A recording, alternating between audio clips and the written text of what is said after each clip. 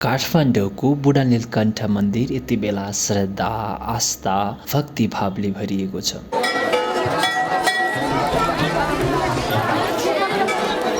मन्दिर परिसरमा दर्शनार्थीहरूको लामो लाइन देखिन्छ।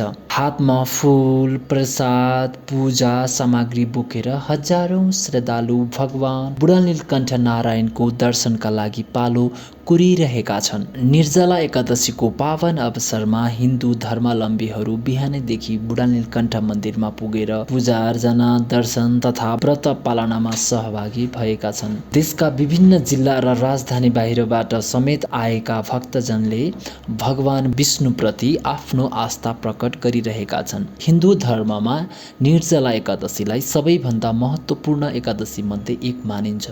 यस दिन पानी समेत नपिई व्रत बसेर भगवान विष्णुको पूजा गरेर पुण्य प्राप्त हुने, पाप नष्ट हुने र मनोकामना पूरा हुने धार्मिक विश्वास रहिआएको छ। यही विश्वासका कारणले बुढा नीलकण्ठमा प्रत्येक वर्ष भक्तजनको उल्लेखनीय उपस्थित रहने गरेको छ।